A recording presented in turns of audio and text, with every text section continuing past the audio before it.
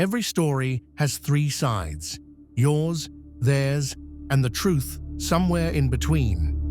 But what if I told you that the most innocent song of childhood carries within it the weight of centuries? That beneath the laughter and linked hands lies something far older, far stranger than we ever imagined. At Three Truths Project, we give voice to the forgotten, the twisted, and the true. And today, we're about to discover that some circles were never meant to be broken.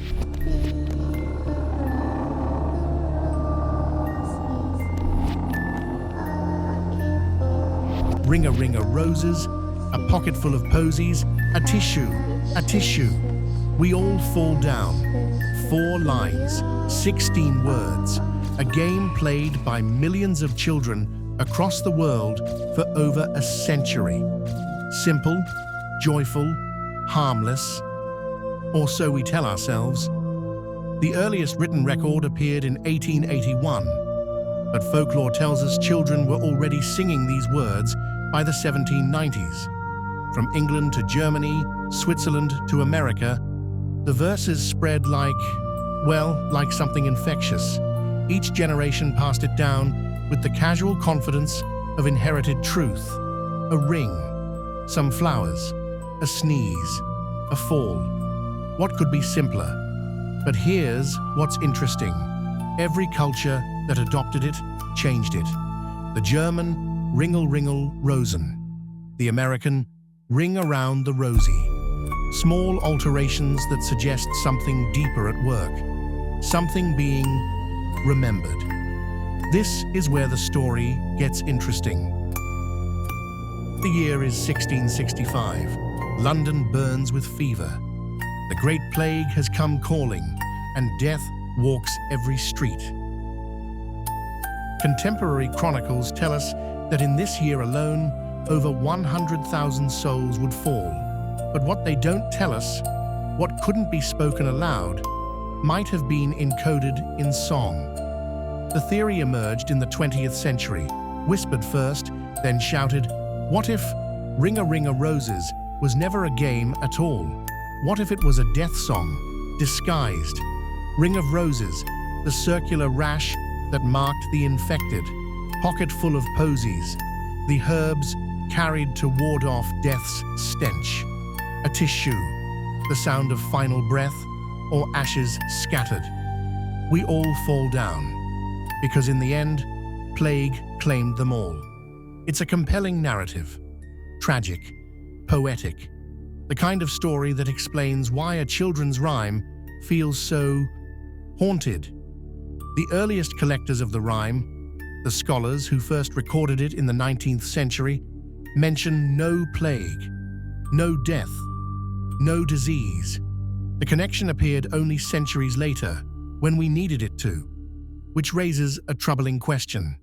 If not plague, then what? Long before Christianity took root in European soil, other beliefs flourished. Older ones, deeper ones. The Brothers Grimm, those chroniclers of forgotten worlds, suggested something remarkable, that our innocent rhyme might echo back to the time of Freya, Norse goddess of fertility and magic. They spoke of gifted children who could laugh roses as Freya wept gold, of ritual circles where flowers carried the power to invoke supernatural favor, of dances that weren't games, but ceremonies. Consider the elements, the sacred circle, ancient symbol of protection and power. The roses, flowers of profound mystical significance across countless cultures. The falling, not collapse, but submission, a bow to forces greater than ourselves. What we discover changes everything we thought we knew about play and ritual. Evidence points to ring dances being central to pre-Christian seasonal celebrations. May Day, Midsummer, harvest festivals, always the same pattern. Gather in circles, honor the flowers, acknowledge the cycle of death and renewal. The question isn't whether Ring-a-Ring-a Roses came from these rituals. The question is, how much of their meaning survived the transformation? But there's another possibility, one that draws us into realms even stranger than plague or ancient ceremony. In Celtic and Germanic traditions, circles of mushrooms or flowers marked the places where the fairy folk danced. To step inside was to risk being drawn into their realm, to dance until dawn, or forever. American poet Eugene Field envisioned fairies playing ring-a-rosy in enchanted meadows, not metaphorically, literally, as if our familiar game was an echo of their otherworldly revelries.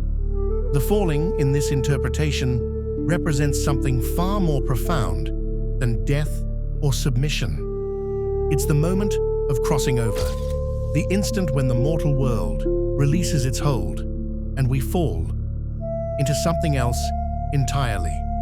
What if every child who has ever played this game has been unconsciously reenacting something ancient and magical? What if the laughter and joy we feel comes from a deeper recognition, a genetic memory of when the veil between worlds was thinner?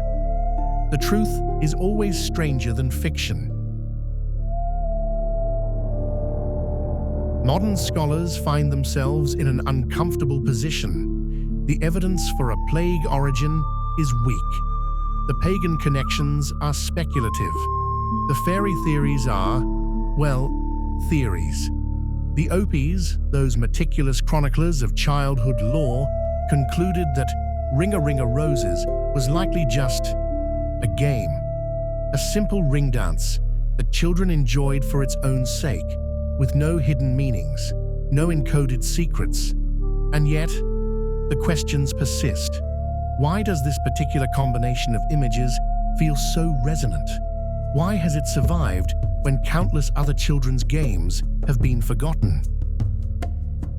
Why does Ring-a-Ring-a-Roses continue to fascinate us, to demand explanation, to resist easy categorization? What we know for certain is this: every theory tells us more about the theorist than about the truth. The plague interpretation emerged when we needed stories of survival through catastrophe. The pagan theories appeared when we longed for connection to pre-industrial spirituality.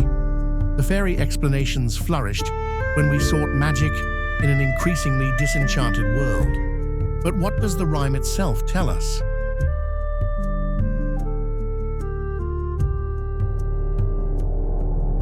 Sometimes the deepest truths hide in the simplest forms. The circle is humanity's most fundamental symbol.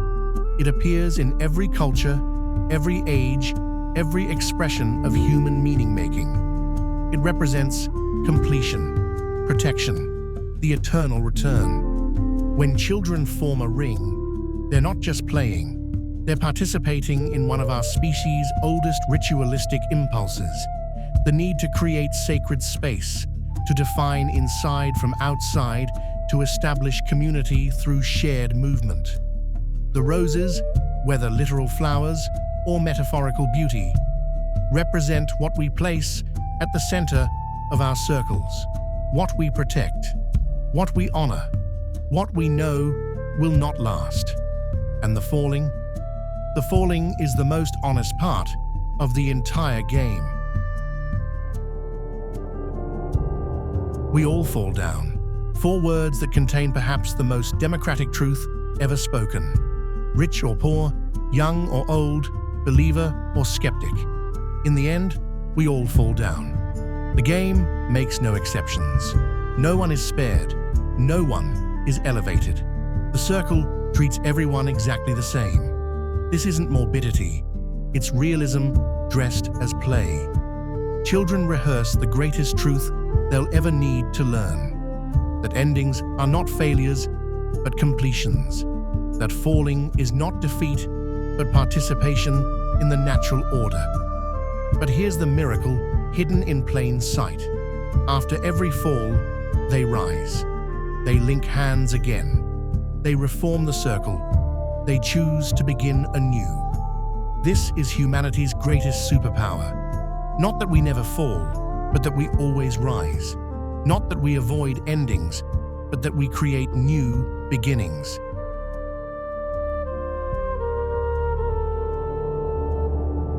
So what is Ring a Roses? Is it a plague song, a pagan remnant, a fairy echo, a simple game? The evidence suggests it's all of these things and none of them.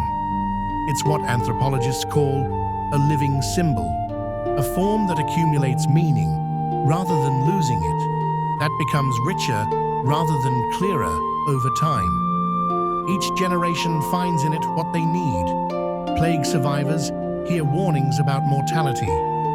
Spiritual seekers find ritual connections. Romantics discover fairy magic. Scholars insist on simplicity. All are right, none are complete. Because Ring a Roses isn't really about its origins, it's about its function. And its function is to teach us the most essential human lesson: how to find joy in cycles, beauty in impermanence, community in shared vulnerability. Some stories are too important to forget. The next time you hear children singing Ring a Roses, listen carefully.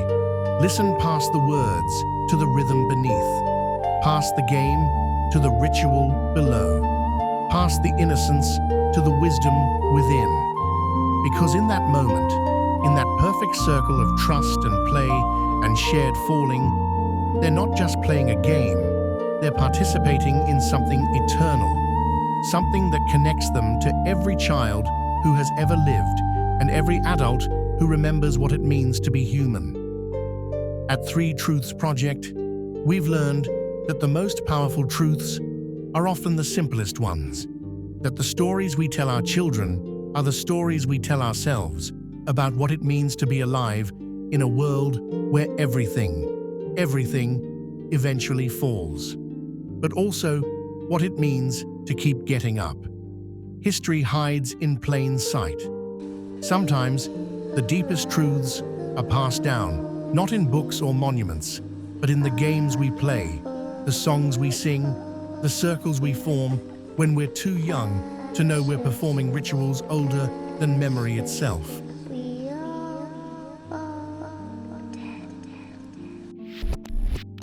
At 3 Truths Project, we give voice to the forgotten, the twisted, and the true. Like, subscribe, and listen closely.